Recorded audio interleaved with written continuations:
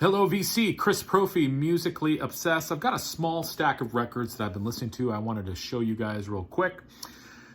Let's start off with a ladies, shall we? One of my favorites, the beautiful Joan Baez. This is her album Gulf Winds.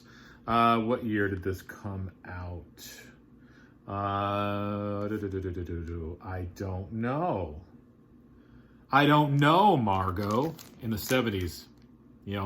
But this album is killer. It opens with the song Sweeter for Me. If you've never heard that song, check it out. Seabirds, Caruso, Kingdom of Childhood, and then the title track, the epic Gulf Winds.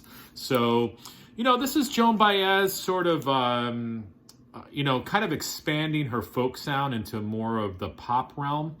And, but it's really good. Her voice, she's in perfect voice, and the arrangements are killer. I think she wrote all the songs on this album as well. So it's a later album of hers. Like I said, I want to say late 70s.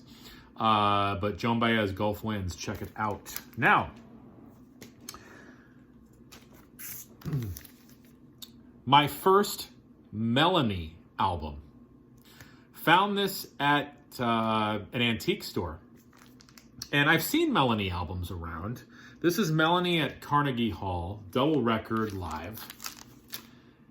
And I could not remember what freaking song Melanie sang. And then I heard it. What is it? Brand New Key. I've got a brand new pair of roller skates. Da-da-da-da-da-da. I'm like, oh yeah, that's Melanie. This album is really, really good. And if you know Melanie, you already know what I'm talking about. She's got a sort of this raspy quality to her voice. It's sort of like a Janis Joplin. I almost hear some Janis Ian in her voice as well. Great songwriter, great singer. This is just her and her guitar. And the way she commands the audience and the way she presents these songs is amazing. You forget that it's just a guitar and a vocal. I am new to Melanie, but the one other song on here that I really dug, what was it? I Love It's Me Again. That's a great song. What was that other song? Oh, Together Alone. Really, really good stuff. So listen, if you're into folk music, if you're into the singer-songwriter thing, if you're into sort of like a Janis Joplin, Janis Ian vibe, she's not as rocking as Janis Joplin, but she sort of has that vocal quality. Check out Melanie live at Carnegie Hall. What year was this? Damn it. I don't know what year this is. Oh, it's 1973. The vinyl on here is mint. I was so surprised. All right, next. We've got some, a couple record store day things here. Dexter Gordon Quartet. Now, I'm going to try to pronounce this and I'm going to butcher it. Live in Chateau Vallon, 1978.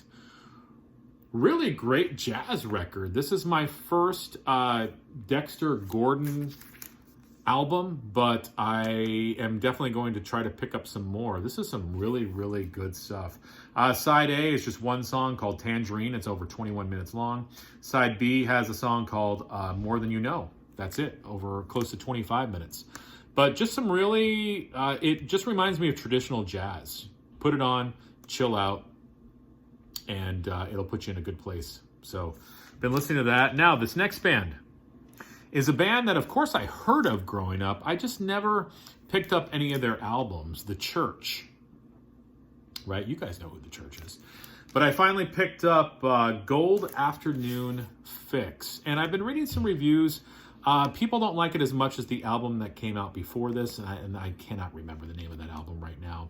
I need to pick that up at some time as well. But I really, really, really like these guys. And again, I never really listened to them too much growing up. I, of course, had heard of them, but major YouTube vibes in here, though. The lead singer sounds a lot like Bono. The arrangements are like Bono. Doesn't that kind of look like the Joshua Tree cover? Right? This came out in 1990. Really, really, really liking this. I'm going to need to pick up the album before this. Again, it escapes me right now, and I'll probably have to pick up some more church stuff too. This led me to Echo and the Bunnymen. I don't have any of their stuff either, but I was listening to it on Spotify. Gonna have to pick up Echo and the Bunnymen as well, but I digress. The Church, killer. Now, this next one.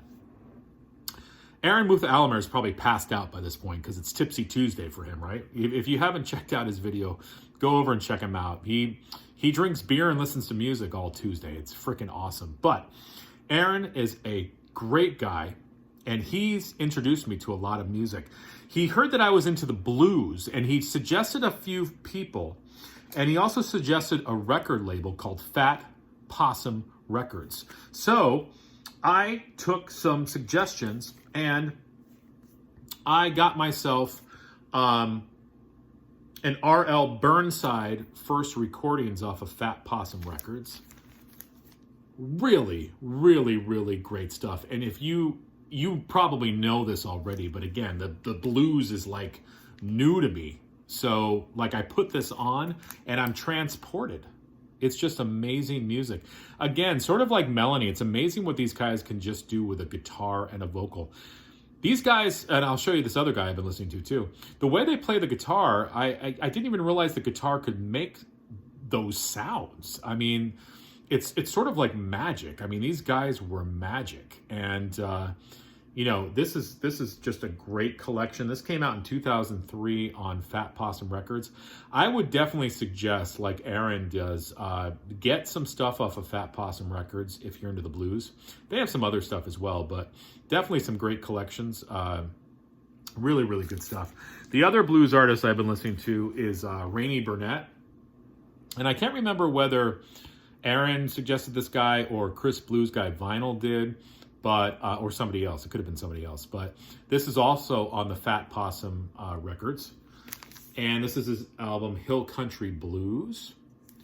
Again, amazing, amazing stuff. And you already know that probably. But again, it's amazing what these guys can do with just a guitar and just the presence that they have in front of the microphone. It is amazing. And again, these are first listens for me. This is a new world for me, this blues world, and I am really, really, really liking it. Waiting to get Miles Davis Double Image, and I'm also waiting to get the Johnny Cash Classic Cash. Those were two record store releases that I did not pick up in store, but I will probably get them online. So that's what I've been listening to. Listen, enjoy the rest of your week. And as always, listen to music.